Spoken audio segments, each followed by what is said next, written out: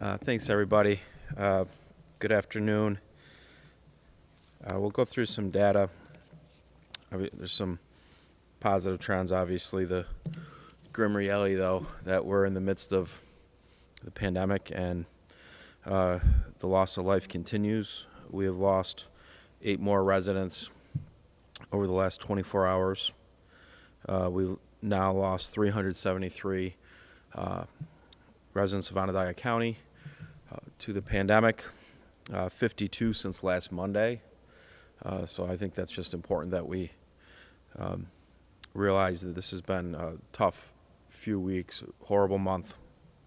And certainly the timing of this is horrible with the holidays for these families. We lost an African-American male in his 60s, 2 Caucasian females in their 90s, a Caucasian female in their 70s, and 4 residents of nursing homes have been updated by the New York State Department of Health. Certainly, we just want to think about their families, and thoughts and prayers are with them during the holidays. The positivity rate continues to drop, 6%. Things from a positivity rate standpoint are trending in the right direction right now. It's important in the pandemic we find our balance.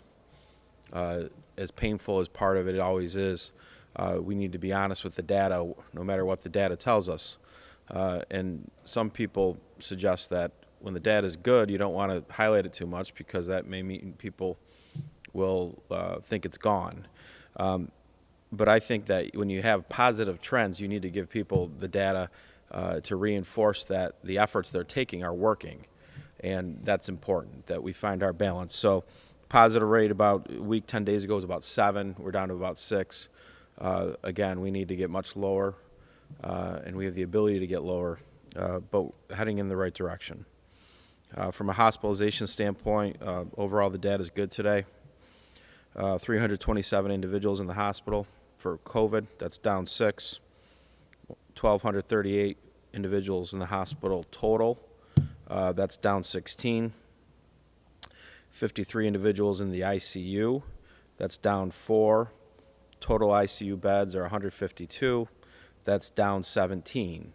So essentially our COVID data went down a little bit, but what's more important when we look at hospital capacity is the overall hospital picture, and certainly had a good 24 hours with people, with capacity going in the right direction.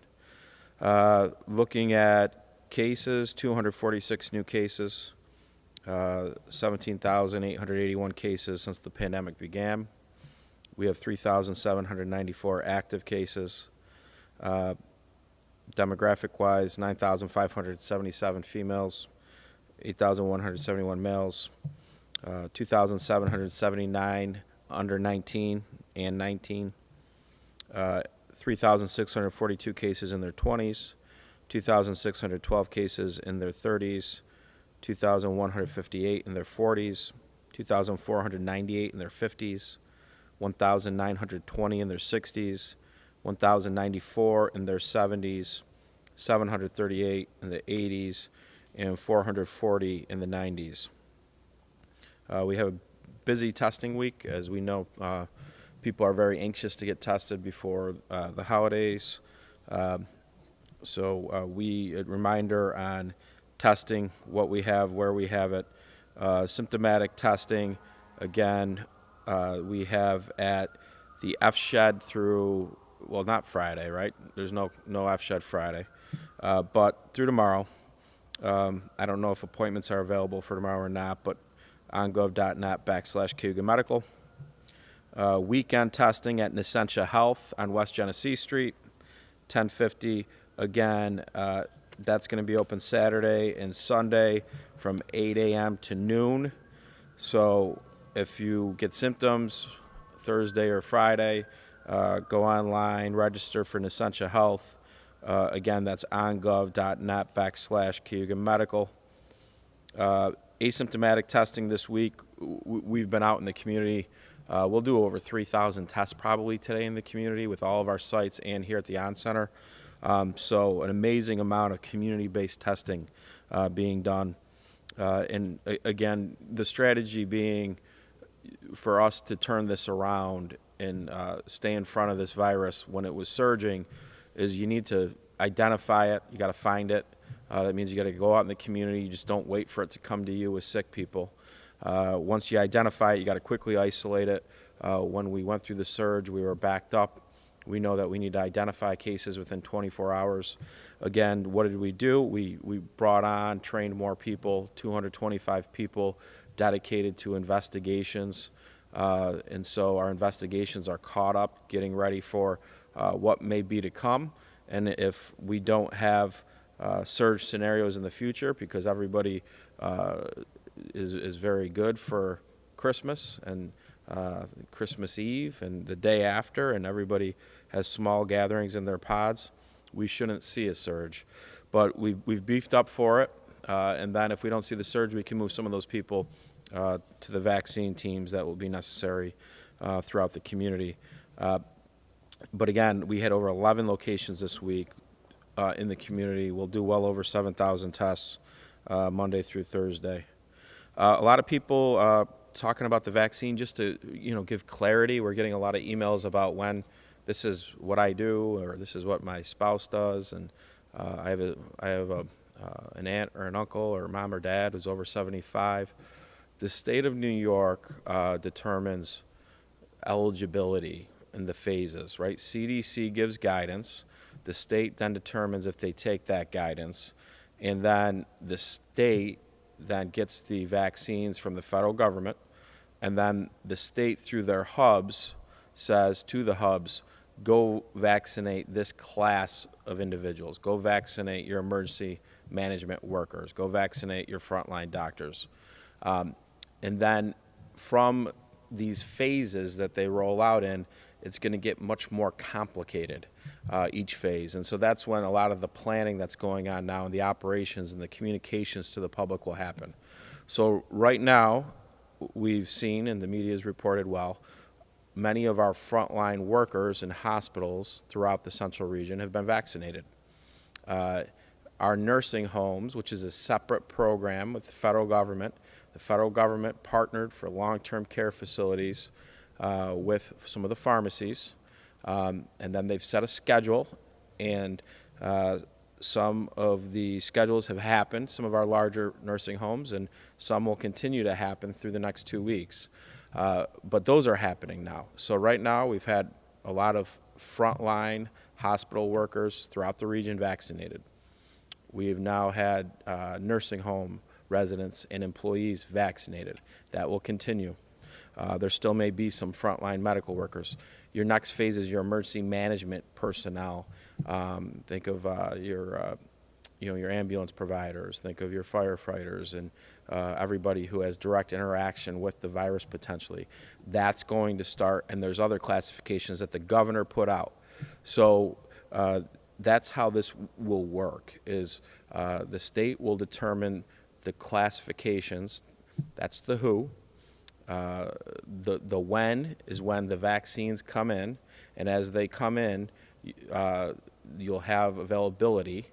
And then the how is what everybody's working on right now. And again, at the county level, we've done a lot of planning. We do planning every year for vaccination distribution. In the event you have a pandemic, we actually have these plans. So we're working on giving this information up through the hub channel, and so that the how will be hopefully what we've been working through. And that way we can, when we get mass quantities of the vaccine, that we can get it done and get it done quickly. So that's a little bit about the vaccine. Positive news, you saw some of our facilities, our nursing homes getting vaccinated, some of our larger ones, some of our smaller ones, our frontline workers. I know today there's other classes of professionals that are getting vaccinated.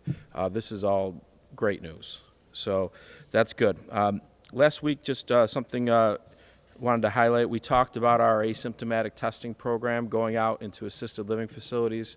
We identified 2 clusters, one being at one facility which had a severe cluster. Happy to report that we reached out to Upstate, with the thought process. We identified these individuals that are asymptomatic. Some of them will become very sick.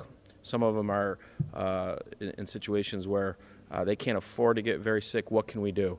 So we teamed Upstate up with our partners at these facilities, and today and tomorrow, the eligible residents will be receiving the monoclonal antibodies, so that they'll get the antibodies directly in their facility, so that hopefully that prevents them getting sick and needing to go to the hospital. So as we proactively hunt the virus in these facilities, that's what we're going to do. We're going to work with our partners when we identify a resident who qualifies for these antibodies. I think the president got these antibodies. Then we'll try to get the antibodies to the resident so that way they don't ever get very sick. But really a nice success story for these 4 people that certainly would not have happened if we didn't have our community-based testing program going on. Questions?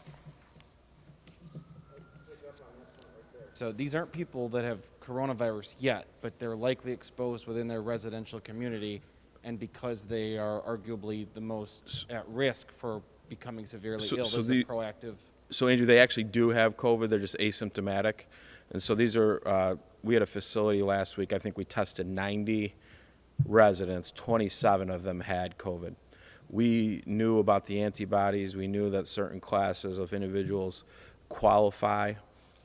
So we then talked to Upstate about, Upstate has these. They if you have these pre-existing conditions, one way to avoid going to the hospital is to have this done quickly. Usually you have to go there and do an IV treatment. So we talked about and we partnered Upstate with the medical teams at the facility, identified through the residents who would qualify, and those that qualified and consented, of course, are getting the treatment. So we're very proud of that.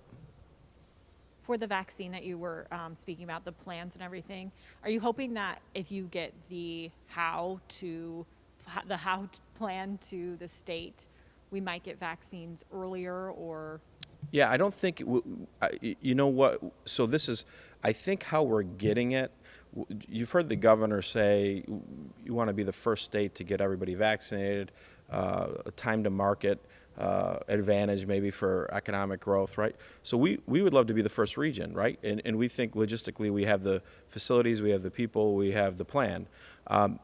So what's happening now is the first phase is the easiest phase. You can go through the kinks, right?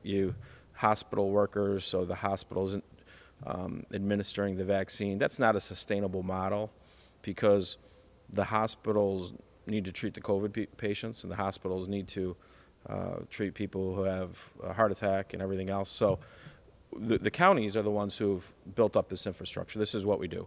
So we have a plan.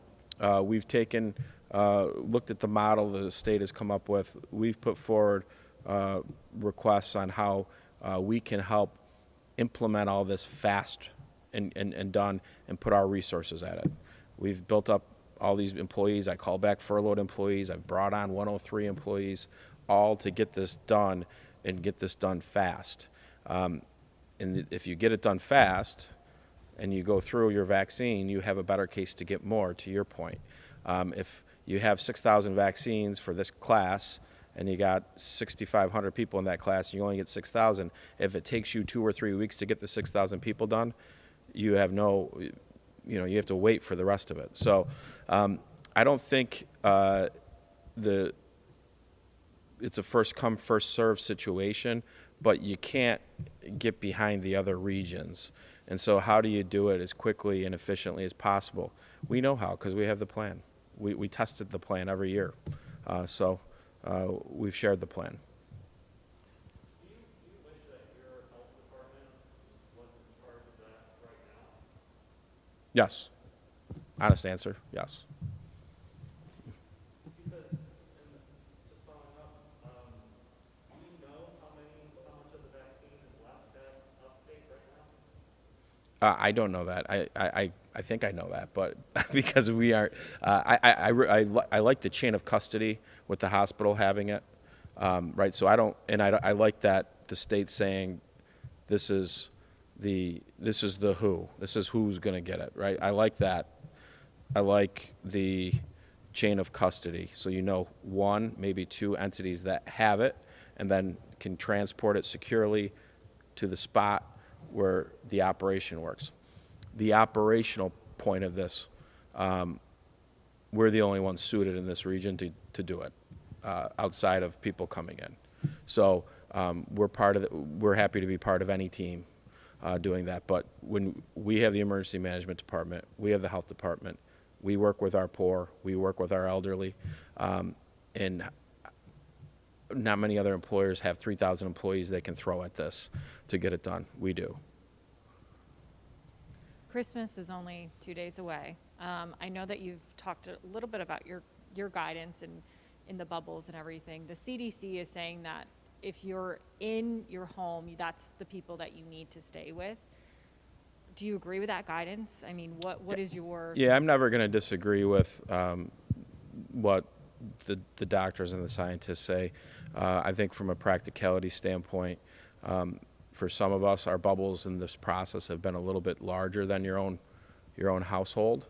And from a practicality standpoint, if you've been seeing the same group of people every week, when you go to work, you come home, there's the same group of people, that's your bubble, your pod.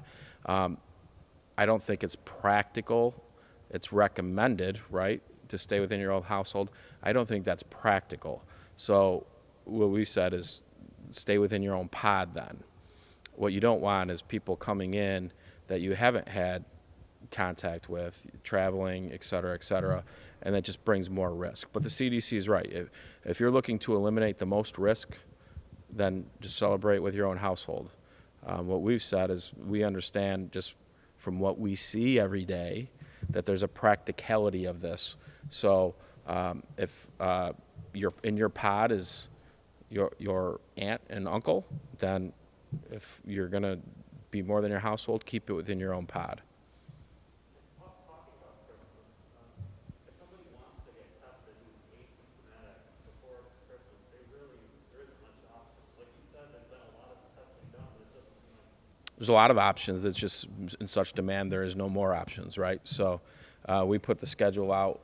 Again, you're probably looking at, from our standpoint, I don't know, could we hit 10,000 tests in 4 days, Dan, you think?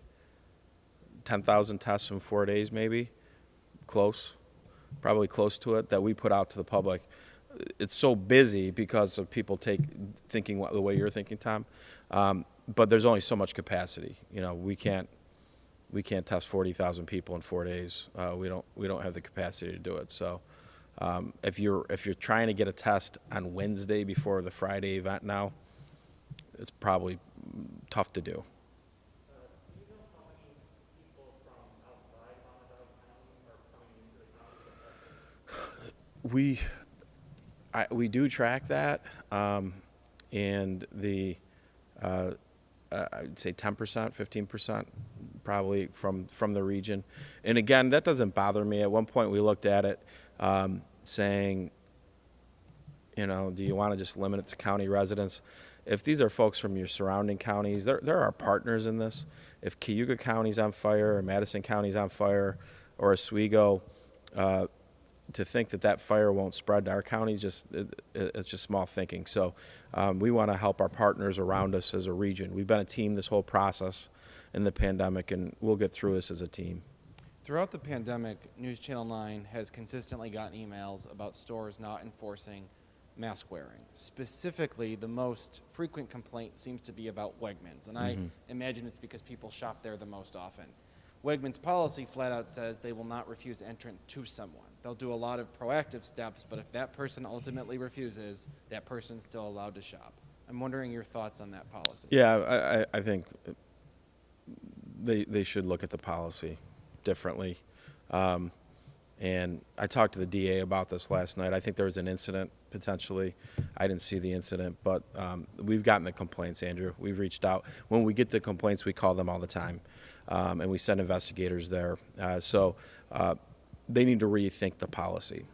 And certainly the DA and I were talking about various things, and we might have more things to talk to the public about on this topic moving forward.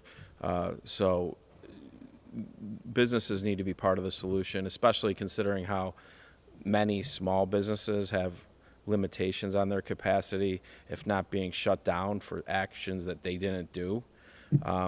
Your bigger stores, your corporate stores that we need to have open for obvious reasons need to be part of the solution and need to reassess the policies that are contrary to the public health needs. And I think, people have criticized our attention to this issue, saying, why are you picking on Wegmans? Is there a higher expectation when the corporate headquarters is down the thruway, not in Bentonville, Arkansas, like Walmart, Yeah. but a place people go, a place people love, and a place where the owners live around us? Yeah, we're very proud that Wegmans is kind of an upstate New York company, right? When you go, if you're traveling out of state, Andrew, right? If you go to Virginia and you see a Wegmans, you get a smile on your face. You want to go shop there, check it out compared to your local Wegmans. So, I think to that degree, I didn't know that was really their policy. Their policy needs to change, and so I love Wegmans, and so. Now, the store I go to, I don't see that. Maybe that's because they know that me and the mayor go to the same Wegmans, and they're scared that we're going to be hunting them down each aisle. But the other stores, I know there's been problems. One last question on this topic. I get the county's list of places that have been served warnings and fines. There's only a warning listed for one Wegmans location. That warning was appealed, no fines. I'm wondering, what else could people do when they're in that situation to get the county the information for you to take more action? Yeah, a lot of it's a complaint-driven process. So if, for us, you get the complaints, you need some level of evidence, right? So when we have evidence, our investigators go out, and if they go out and there's nothing they see, even though there was a complaint there, we're not saying that someone wasn't wearing a mask or an employee wasn't following the rules. We just didn't see it. So then it goes on. So that's what it is. There's not resources to proactively drive to every business looking for this. There never has been. It's got to be a complaint-driven process. And if we have evidence, we don't even need we can just go and fine. If we don't have evidence, we have to go and witness it ourselves.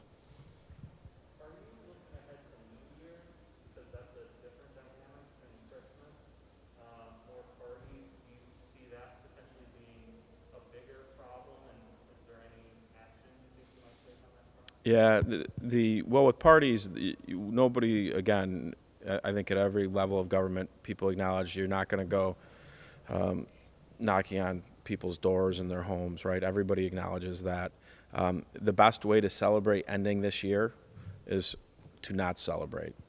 Okay, so everybody wants to celebrate ending 2020 and going to 21, but don't celebrate it with other people. That's the best way to do it. I'm more concerned about Christmas coming up than I am New Year's. A lot of your traditional establishments that you might go out for drinks or something, they're not open. So I think Christmas is the big hurdle. And if you look at it, look at our data. Tomorrow is always our high day, right? So I anticipate we're going to have a lot of cases tomorrow. I don't know what the number is yet, but that's just the way tomorrow works. But we're on pace to have our second week in a row of less cases than the week before. And so we haven't been here since probably August or September. So even though the cases are still too high, we're coming down. So what can change that? People get too comfortable, or people go, or you have events, right? So we got, to your point, two very big events in front of us. I just think people have to have learned from Thanksgiving and what's been happening here. This is going to be the deadliest month of the pandemic in December.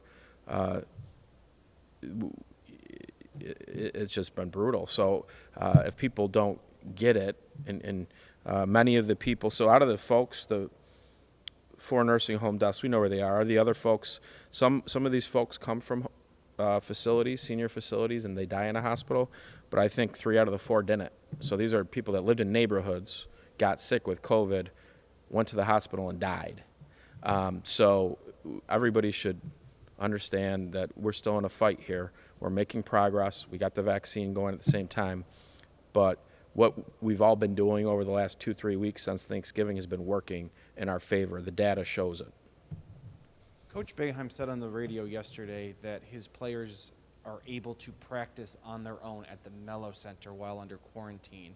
Is that your understanding as well, that while under quarantine, these players can go to a somewhat public facility to work out? Correct. Yeah, so it's essentially not open to the public. So the athlete under quarantine is allowed exercise each day, and so that they can go and work out each day. Is that a dangerous precedent to let people out of quarantine to go to a gym? Would you let a non-basketball player go to the Planet Fitness around the corner? Yeah, I think it's an interesting question, Andrew. I think there's guidance on this topic for a reason. From a practicality standpoint, these are athletes during a season. These athletes are still being tested 3 times a week. Right now, the state has yet to adopt the CDC standards for a quarantine, which would put some of these athletes probably out of a quarantine in a matter of days. So I think when people look at the guidance and they look at the rules, they factored some of this in. So again, I understand the point. Somebody in a quarantine, do they get to come out of their house? You do on your property, and you get to walk around your property. These are student athletes that this is their home, and essentially that building is their home for most of the time during the season. That guidance comes from where? The State Health Department? Or Yeah, ACC? I'm pretty sure that, no, not the ACC, but state DOH, yeah. Ryan, can you speak a little bit more about the last couple of days? We've had 2 days in a row now where the new case numbers are below 300. What should we take from that? But you said that tomorrow may be a higher day. Yeah, so usually Thursdays are our high day. I think whether it's it all gets dropped on us from the systems they work or the labs. So we've had really high days every Thursday for the last month. So I'm going to anticipate a high day tomorrow. So on Thursdays, I always have a high day. It's what did you do every other day? And usually the Friday is always a little bit higher than the Saturday. Then it starts to slow down. So what we're looking to see is that are we still seeing overall decreases in caseloads? The positivity rate has dropped. Part of that is we're identifying it more. You're doing some more testing, but we're also isolating it faster. So we're isolating the risk faster to the community. But we're making progress. It's just we're still in the most important week of the pandemic when it comes to does this get back up over to 7%?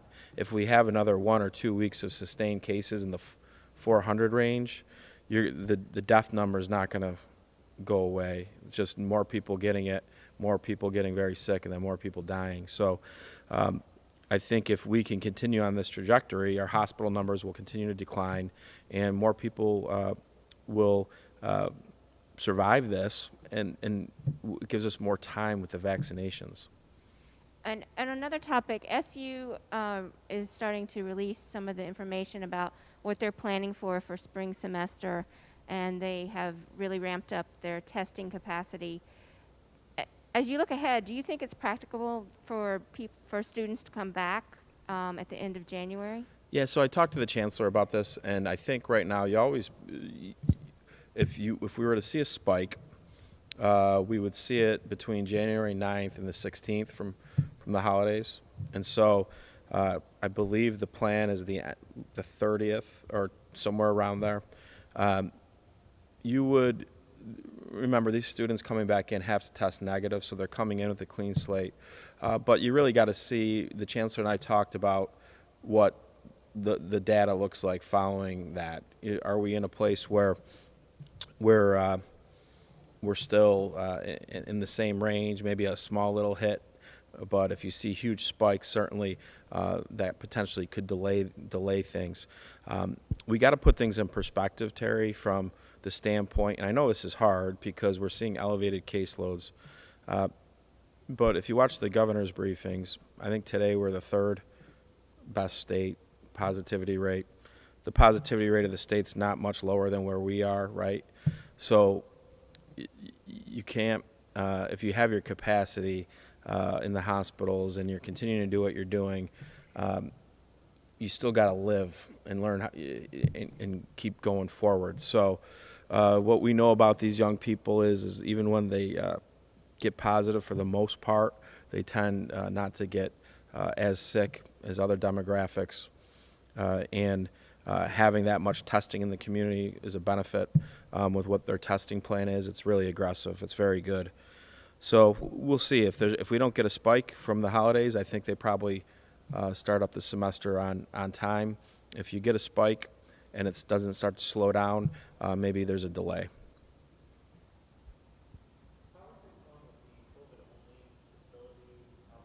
Mm-hmm. Yeah. So there's 30 folks ready to go in Onondaga County there. Staffing, again, getting staffed up for that. So we expect the transition. Today's kind of a tough week to do the transition with, when you look at, if you just think logistically about people's personal holiday schedules, where you work, covering regular shift times. This is a little harder when you're bringing a new one online. But we anticipate that the facility will be busy and active next week. Just one more question about the vaccine. Who is monitoring upstate to make sure that it's frontline workers that are getting the vaccine? That would be the state. State. Yeah. So the state, again, the state's a regulator in the space anyways. So State Department of Health, and then the state's determining who, and the state's determine the regional hub plan. And they'll determine any differentiating plan, again, out of what they've already put forward. The first few phases are challenging, but they're the easiest phases we'll have. It gets really tricky when you say all educators or people over 74 and this and that. You're talking about thousands and thousands of people that will be very anxious. So how do you do all that? That's where our planning, we've already done it. So our message is, let's not recreate the wheel. Let's continue this great partnership we've had throughout the pandemic. Yeah, and I think that's kind of where, when you look at the health directors and our health commissioner, Dr. Gupta, that's where she comes in, oversees that kind of point of distribution process. Again, very competent. These aren't, we get federal funding every year through the state to do this, and we do runs. Even if you don't have a pandemic that year, vaccination, you do vaccination runs, so to test the plans. So we're ready. Do you have an estimate for how many vaccines have been given out in Onondaga County so far? I really don't, Terry. I think right now, just if I was going to do some quick math, I would say we're probably over 4,000 right now, but I really don't. We're trying to get a handle on, out of the long-term care facilities, how many they've done. I know Kraus and Joe's and Upstate have essentially done a lot of their team as well. But that would be, that's an estimate. We're trying to get a handle on that ourselves. In coming days, do you think you'll be able to add that to the dashboard? I would love to. Yeah. I very much want to know that each day. And so, again, part of that challenge is right now, this is a new process. It hasn't been centralized yet, efficiently yet. So once that happens, I think we'll be able to talk about what's happening in real time. What are you doing for Christmas? I'm going to be at my house. Same thing. Thanksgiving, I was in a quarantine, Terry. You didn't stop by. But it was, I'll be at my house. Christmas morning's always a lot of energy in the McMahon household. So I'm sure Santa's going to come for the 3 kids. I don't know about the dad, though. Do you have a briefing schedule for next week? Yeah, I think next week, we'll do our regular schedule, Monday and Thursday. And what is on Andrew McMahon's Christmas? So Andrew, he, as you know, he loves his law enforcement and emergency management departments. So I'm sure Santa's acknowledged this and recognized this. So he asked for a lot of different things related to that. He watched a Western movie the other day, so now he's interested in cowboys as well. So Maddie's very interested in Harry Potter, and Jack was very hard to shop for this year. Anything else? Well, folks, hopefully you'll have a very safe holiday season overall. Again, happy Hanukkah to all of our friends, and Merry Christmas, and soon to be happy Kwanzaa as well. So